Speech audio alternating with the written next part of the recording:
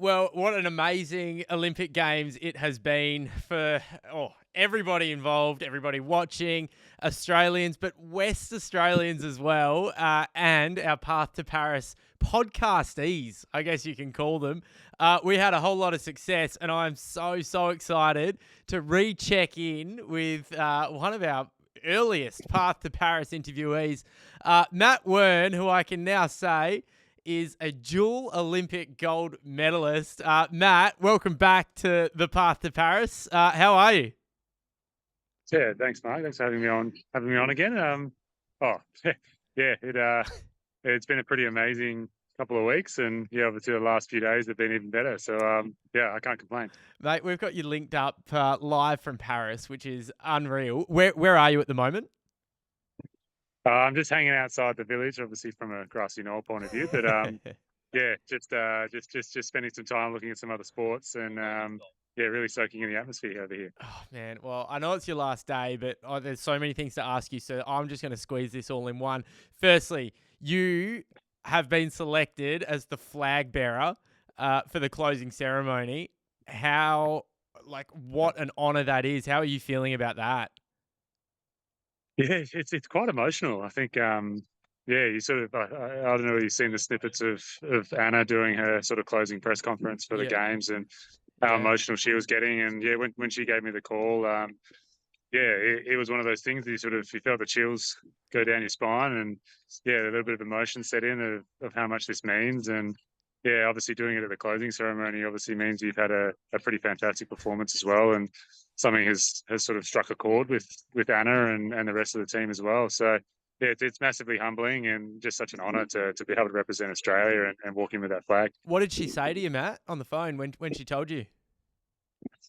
Yeah, she was obviously obviously the initial thing was the performance side of things, obviously the result. Yeah, Kaylee and I being the only people to sort of successfully retain our gold medals in our disciplines. And but yeah, she sort of continued on to, I guess, our attitudes towards sport, our mentality, the way we've held ourselves this Olympics and this cycle as well, too. So Yeah. yeah, there's a bit more of I guess, a personal side to it in that sense.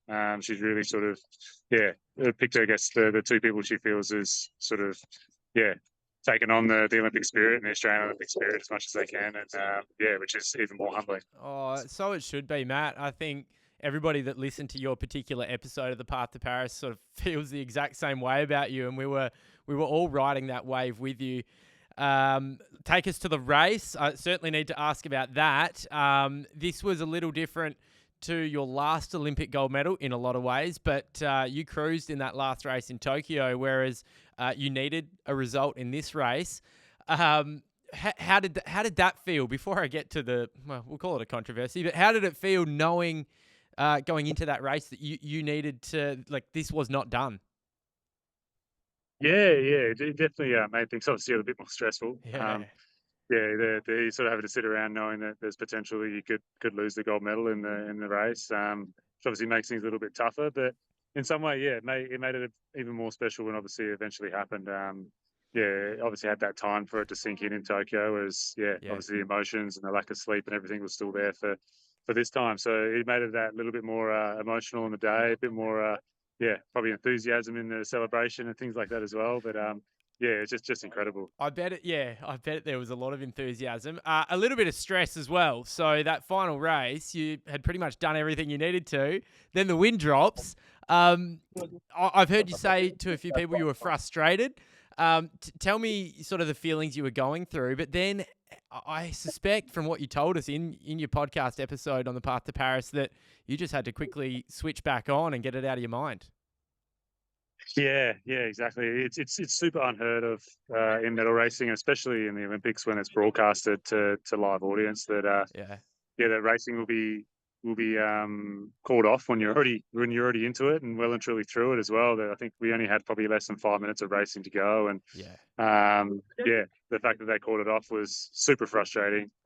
Borderline angry, not really understanding the decision because yeah, we've certainly raced in worse stuff during the week. yep.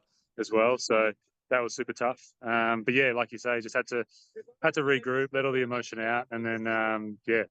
sort of go again for the next one, for the real one, I guess. Oh, how well you did. Hey, I could ask you how you're feeling at this moment, that moment, all these things. The image that sticks out to me is when you were literally carried out of the water in your dinghy, holding the kangaroo, holding the flag.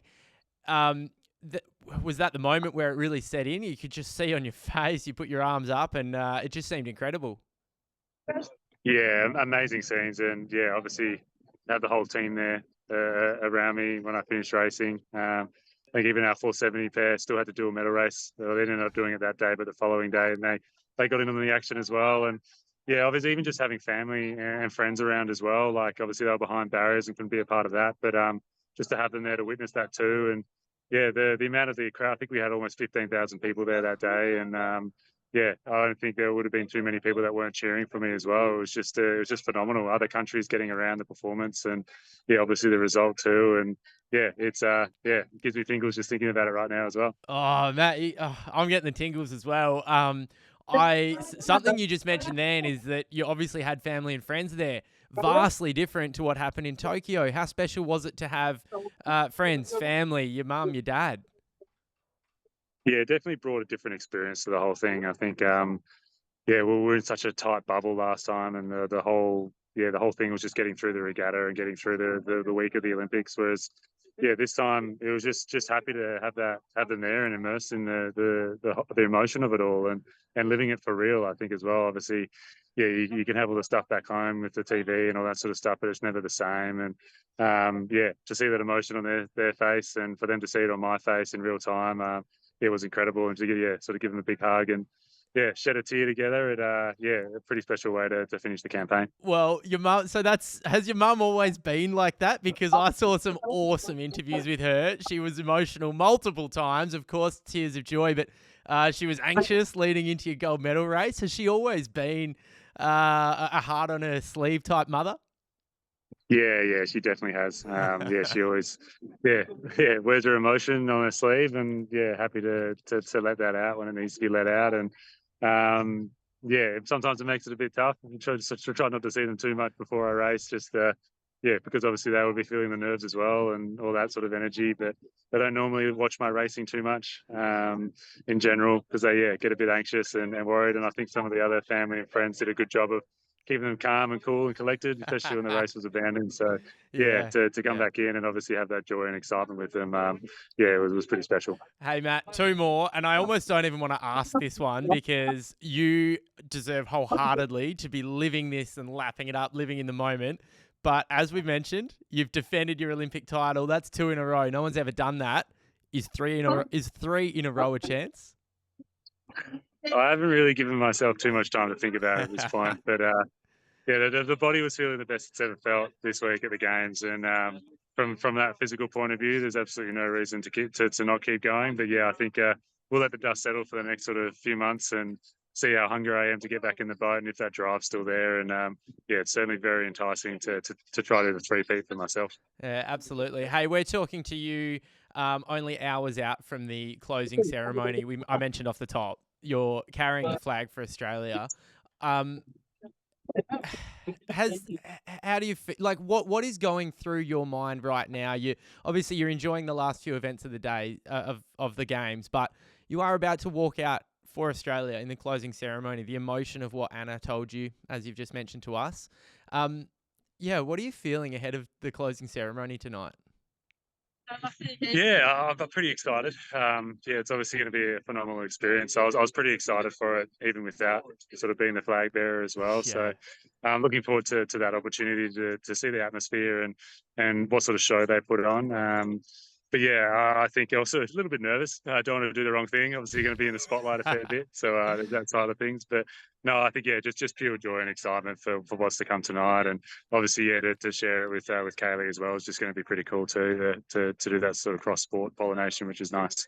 Matt, you don't need to hear this from me, but I will say it on behalf of, well, myself, but Western Australians, Australians, anybody who listened to your episode of The Path to Paris, because you are a brilliant ambassador for not only the sport, but the state of WA.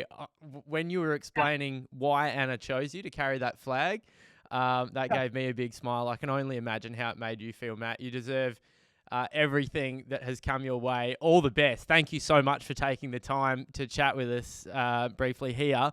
Enjoy every moment of what you're about to experience in that closing ceremony. You're a dual Olympic gold medalist, but you're a damn good person. Thank you so much for your time.